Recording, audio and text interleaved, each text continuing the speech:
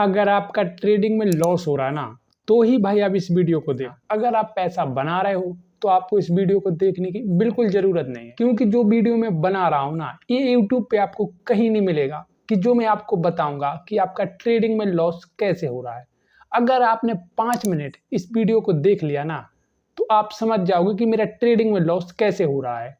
और मुझे अगर पैसा कमाना है ना ट्रेडिंग से, तो कौन सी गलती नहीं करनी चाहिए जिससे मैं ट्रेडिंग में लॉस ना हो और मैं ट्रेडिंग से पैसा कमाऊं। भाई जो मैं आपको बताऊंगा ना, वो मेरा खुद का, जो मैंने 5 साल मार्केट को समय दिया ना, वो 5 साल मार्केट को समय दिया और समय देने के बाद मार्केट में मैंने लॉस भी किया ना 5 साल, तो वो मैं लॉस का भी आपको बताऊंगा कि मैंने जो गलती की थी ना, कि मुझे पता नहीं था, कि मुझे मार्केट में कोई सिखाने वाला नहीं था, और जो वो सिखाते थे ना, वो मार्केट में चलता ही नहीं था।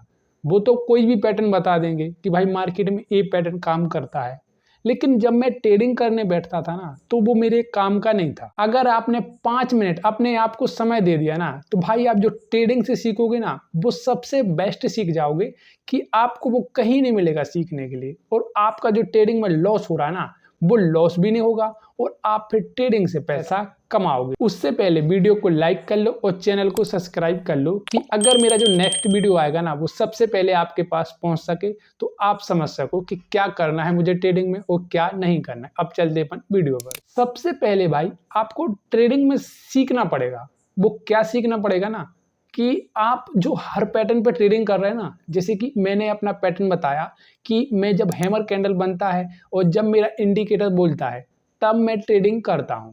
तो मैंने ही बता दिया ना।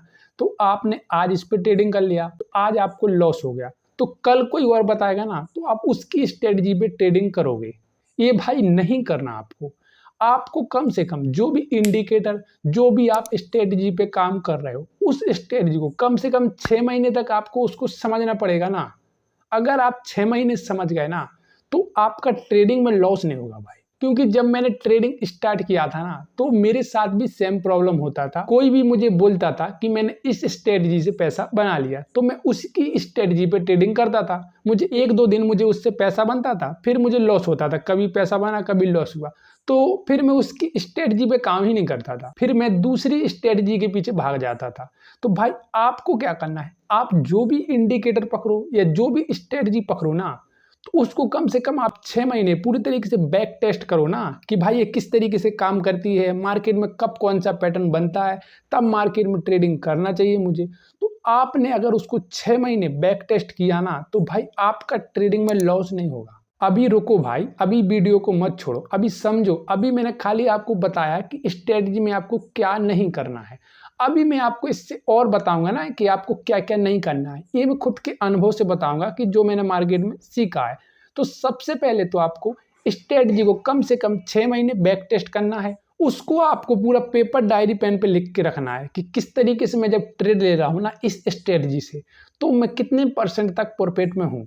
अगर आपको लग रहा है ना कि 60 से 70 के 80 के बीच में आपका जो स्ट्रेटजी है ना वो काम कर रही है, तो ही आपको उस स्ट्रेटजी पे काम करना है। वरना आप दूसरी स्ट्रेटजी को बैक टेस्ट करो, और जब तक आपका 70 से 80% ना बढ़ जाए ना, तब तक आपको उस स्ट्रेटजी से ट्रेडिंग नहीं करना चाहिए।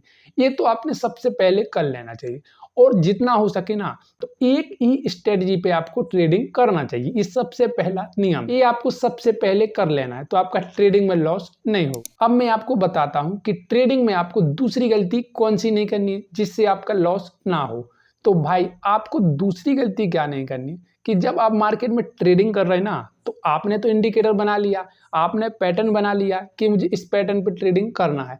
तो उस पैटर्न पे अगर आपको ट्रेड मिल रहा है ना, तो आप ऑफकोर्स ट्रेड करो, बिल्कुल दिक्कत नहीं। लेकिन बिगर कोई पैटर्न बने, आपको मार्केट में सोचना भी नहीं है ना कि मुझे ट्रेडिंग करना चाहिए। जब पैटर्न बने ना, तभी आपको मार्केट में ट्रेडिंग करना। जैसे कि जो भी आप पैटर्न पे ट्रेडिंग कर रहे हैं ना, आपने बैक टेस्ट किया, आपको पता है कि मैं 70 से 80% इस ट्रेड में सही होता हूं, तो मुझे इस पैटर्न पे ट्रेडिंग करना चाहिए।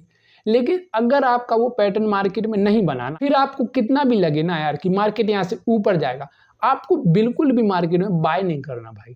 क्योंकि अगर आप ट्रेड लोगे ना भाई, तो आपका लॉस होना तय है।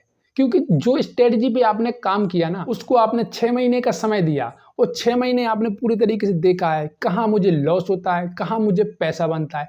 तो अगर आपका जो पैटर्न बन रहा है, जो स्ट्रेटजी है, उसी स्ट्रेटजी पे आपको ट्रेडिंग करना है। तो भाई आपको ऐसा भी नहीं करना है ना कि बिगर स्ट्रेटजी का मार्केट में जाना है। अब मैं आपको एक और गलती बता रहा हूँ कि जो मेरे साथ भी होती थी और आपका ट्रेडिंग में लॉस हो रहा है ना, तो आपके साथ भी कहीं ना कहीं वो गलती होती होगी। तो मैं आपको वो गलती बता रहा हूँ, जिससे आप वो ना करेंगे ना, तो आपके लिए सही रहेगा कि आपका ट्रेड से पैसा बनेगा। वो गलती क्या है कि अगर आपका मार्केट में जो इंडिकेटर पे काम किया आपने, जो पैटर्न पे काम किया आपने, सही तरीके से ट्रेड ले लिया ना, तो अगर आपको उस ट्रेड में लॉस हो गया, क्योंकि आप 80% सही हो ना, 20% तो आप गलत हो सकते ना, तो अगर आपका उस ट्रेड में लॉस हो गया ना, तो फिर आपको वो ट्रेड बंद कर देना, फिर आपको ओवर ट्रेडिंग नहीं करना। अगर आपका लॉस हो गया ना, तो उसको मानो और मानने के बाद कट करो, ओवर ट्रेडिंग मत करो। क्योंकि ट्रेडिंग में क्या होता है, जितना कम आप ओवर ट्रेडिंग करोगे ना, तो रिस्क रिवॉर्ड आपका सही रहेगा, तो आप ट्रेडिंग से पैसा कमाओ। भले ही आपका जो स्ट्रेटजी है ना, वो कभी 60% कभी 80% हो, तो भी आप पैसा बनाओ। तो इसीलिए आपको ओवर ट्रेडिंग भी नहीं करनी। और भाई अगर आप 3 गलती को ना करोगे ना, तो भाई आप ट्रेडिंग से पैसा कमाओगे।